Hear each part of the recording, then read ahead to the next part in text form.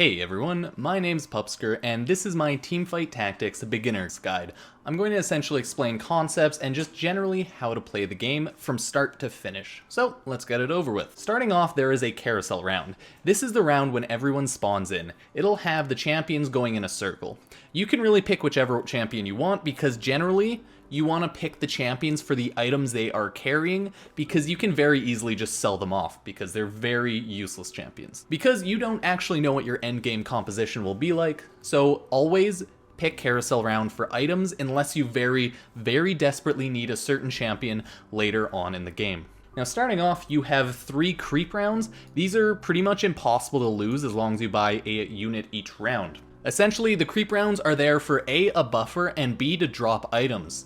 The items are only dropped from creeps, not from actual players, and you can also get them on the Carousel Round. Those are the only 2 ways to obtain items, and any enemy can drop any item. Well, any of the minion enemies. So you could technically get incredibly lucky and get 5 BF swords or 5 spatulas, etc., because it's all up to RNG. By the way, right now the game is very poorly balanced in that sense, so a lot of BS goes along with it, but it's still pretty fun. So after you're done the 3 creep rounds, generally this is when you want to start building up your comp and start thinking of how you want to transition from early, mid to late game. But we'll worry about that later. First, I will explain all of the items. BF Sword, it adds 20 damage. Needlessly Large Rod does 20% spell damage. By the way, spell damage is every unit's ultimate, and it works on every unit's ultimate. So Garen, his ultimate does spell damage.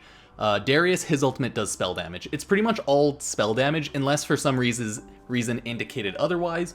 But the game is also not fully tool-tipped, so there's a lot of gray areas. For example, Recurve Bow gives 15% attack speed. We have literally no idea what any unit's attack speed is because the game doesn't actually give us any unit info other than HP, if you click on the unit, mana, ultimate, and items that are on the unit.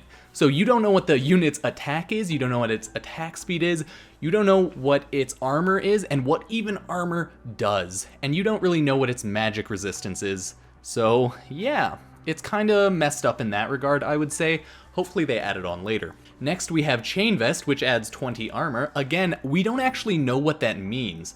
We have literally no clue how 20 armor negates damage at what rate. It's not a flat you negate 20 damage. It's most likely the same in League, how it's a percent, but we don't know the calculation or anything. So just ignore that for now. Giant's Belt gives 200 health. Spatula generally is only used A, to increase your team size, or make a unit another class/origin.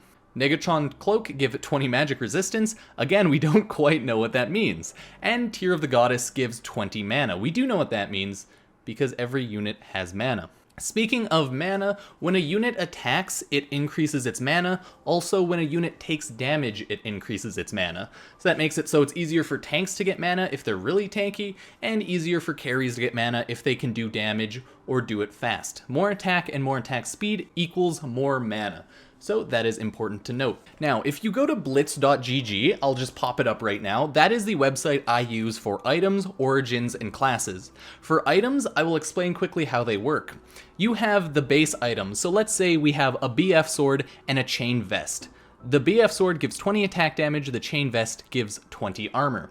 You put the BF sword on a unit, it increases their attack damage by 20, but once you put a chain vest on the unit with the BF sword, it combines into the Guardian Angel, because yeah, the builds are a little different from real League because it all requires 2 items, so you'll need to start memorizing different builds. The only way to take an item off a unit is to sell the unit. You cannot take an item off, so that's why it's considered good practice to generally hold on to your items.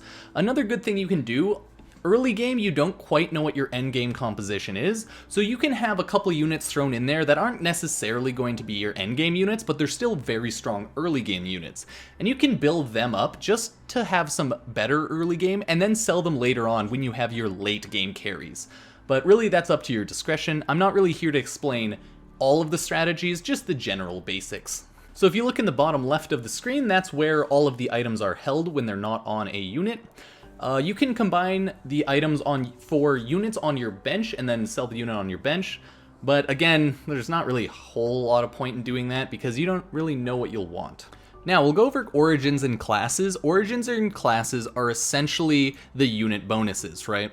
So once you have 3 assassins on your board, and they do have to be 3 different assassins, you cannot have the exact same unit at all. It just doesn't work like that.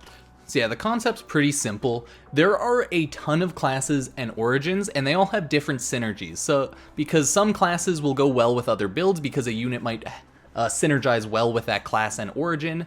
So it's a lot of theory crafting right now. Essentially, you don't even have to do a full class or origin build. You can definitely break it up and win the game. Trust me, I've done it. You don't have to build something like six nobles and rangers, or 6 knights and some nobles and rangers, things like that. You can definitely mix it up with 2 classes, 3 classes thrown everywhere. But again, that's up to you. Speaking of units, this right here is the current champion drop rate per level. The way the champions in the game works is there are only a certain amount of champions in the entire game for everybody. There are 39 tier 1 champions, 26 tier 2 champions, 31 tier 3 champions, 13 tier 4 champions, and only 10 tier 5 champions. Your units start off at level 1, and then they can be leveled up to level 2 and then level 3. The way you level up a unit is getting 3 types of the same unit. So you get 3 level 1 Garens that automatically combines into a level 2 Garen.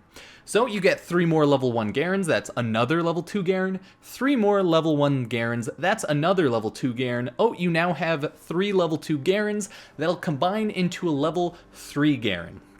Which essentially it increases their health, increases their damage, that's it. Very good to do. Very, very good to do, because that's the only way you win the game. I'm not going to explain the tier drop rates because that's pretty self-explanatory. You level up in the game, and depending on your level, that's the tier drop rates. That's why I just threw that little infographic up. Speaking of leveling up, if you look in the bottom left where it says buy XP, you can buy 4 XP for 4 gold. Transition rate is 1 for 1, so 1 gold is 1 XP, but you have to buy it 4 at a time. You gain 2 XP every round. So sometimes you'll want to hold on to gold for economy. Now, you might be thinking, what's economy? I'll go over the refresh first. The refresh is pretty simple. It refreshes your board, right? 2 gold, refresh the board. You get a whole new stack of units based on whatever percentages your level is at. So that's pretty self-explanatory. It's generally not a good idea to reroll a whole lot in the beginning of the game because that'll ruin your economy. Now, speaking of economy, if you see the gold coins in the middle of your board, that is your total amount of gold. And the gold is gained through an income system in the game. So if you beat your enemy, you gain 1 gold. By default, everybody gains 5 gold at the end of the round. And the gold also has an economy system. For every 10 gold you're holding at the end of the round, you will gain 1 extra gold once the round finishes, up to a maximum of 5 gold if you have 50 gold in your, I guess, inventory. I don't know, call it what you will. So that's why a lot of people don't like to spend gold early. They like to build up their income and then spend it a lot later in the late game when they can buy the higher tier units. They maybe know what build they're going, but I'll leave that up to you because sometimes, yeah, you definitely do want to reroll just to hope to get that 1 unit that'll be a big power spike. Speaking of income, you can actually see your and the enemy's income in that sense. If you look at the left of the screen at those weird coffers, each one of those represents 10 gold. So if I see on my screen that I have 5 on my side, that means I have 5 income per round, so I have a minimum of 50 gold. If I'm fighting the enemy and I can see they only have 2, well then that means they only have a minimum of 20 gold and a maximum of 29 gold, and they will gain 2 gold income. By the way, if there's anything you want me to clarify because I maybe explained it poorly, just ask me in the comments. I'm 100% alright with responding to everyone's comments, because this game is very early beta stage, and it's very buggy and has a lot of things that might not really make sense. Yeah, so if you look in the very top, it says which stage you're on, and it also always shows what type of stage it will be. For the Carousel Round, it will be the like strange little island. For the creep rounds, it will show which creep it is, you know, Krugs, dragons, raptors, etc. And for the enemies, it'll show just like the helmet imprint. So if you're ever curious which round you're on, just look up there where it says stage 3, stage 2, stage 4, etc, etc. And lastly, I guess I'll just explain how the carousel round works past the main one. Every single stage, essentially, there should be a carousel round. And the way it works is that is essentially the catch-up mechanic in the game.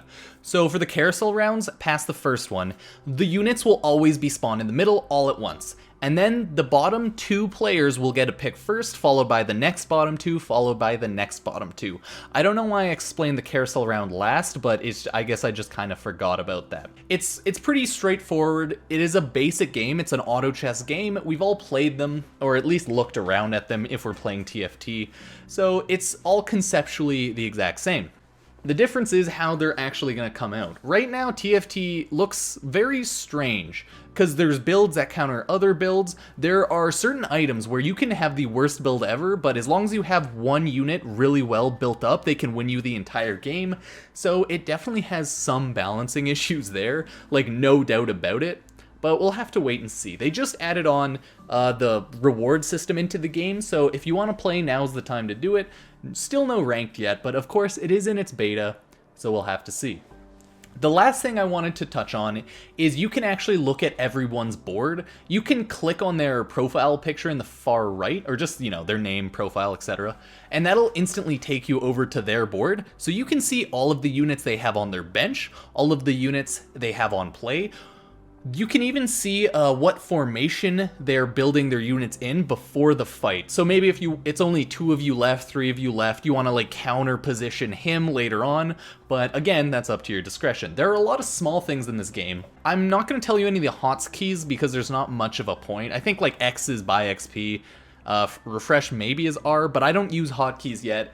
Look those up on your own. They're all pretty simple, I would say, but I don't yet use them because I just have no need to use them. If there's anything you want me explained in the comments, because again, this is kind of a mess of a video, I don't blame you, because the game is kind of a mess to me too.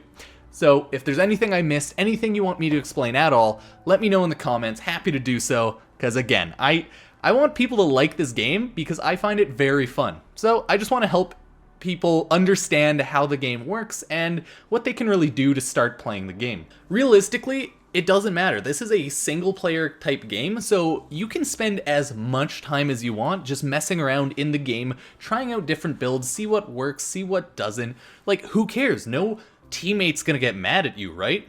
Oh, also, it's very meta to hold units on your board that other people are trying to get so that there's a lower amount of them in play for them to get. Yeah, I know, pretty meta tactics. As long as you sell the units by the end of the round to get like your income up to that 10 plus gold mark, then you should be good to go. Because essentially you don't want to hold units on your board that you're not going to use if you can sell them and gain 1 extra gold at the end of the round, right? It's just how it is, not too surprising. Oh, also, one last thing I forgot to mention. There is a win-loss streak bonus in the game. 2 wins, 5 wins, 8 or 7 wins or losses, you'll gain extra gold. So 2 wins, losses, 1 gold. 5 win losses, 2 gold. 7 or 8 win losses in a row, and you'll get 3 extra gold a round. So it is recommended to either go on a slight losing streak or a slight winning streak, as much as you possibly can without losing a whole bunch of HP. There's a lot of meta tactics. I would recommend checking out a lot of streamers. Hafu's a great one to check out. She's fucking amazing at the game, highest ranked in the beta, really knowledgeable. I would also check out Skara. He explains during his streams how to play and why he's doing certain moves. So that's why I would actually say he's probably one of the best to watch other than Hafu. And then there's a whole bunch of other people streaming it too. So you can get a whole bunch of different ideas of how people play as well. Honestly, this game's very fun and interesting, so yeah, I hope everyone enjoyed this video and got some help out of it. Sorry that it was a little rambly. I didn't really want to make a script for this video just because I wanted to have fun with this video. So, hopefully I helped someone. If you liked it, subscribe, favorite, share it on Reddit or something, I'm not too sure. Essentially, I am a RuneScape YouTuber that is now also going to be playing Teamfight Tactics, and I've also played League for many years. I'm pretty hard stuck gold plat right now, so yeah, I'm not playing a whole lot of ranked, but I am playing a whole lot of Teamfight Tactics to get ready for the ranked TFT season, because I really want to see how far I can climb in that. And oh god, am I excited, because this is Teamfight Tactics. It's a solo game. I don't have to fight any teammates, nobody will yell at me for dicking around or doing poorly. I can just have fun, play the game, and figure it out. And honestly, I think that's the best part about this game, at least compared to League. So, check out my stuff. I also have a Twitch if you want to check it out, and a Twitter. So, thank you guys for watching the video, and I'll see you guys next time. Peace.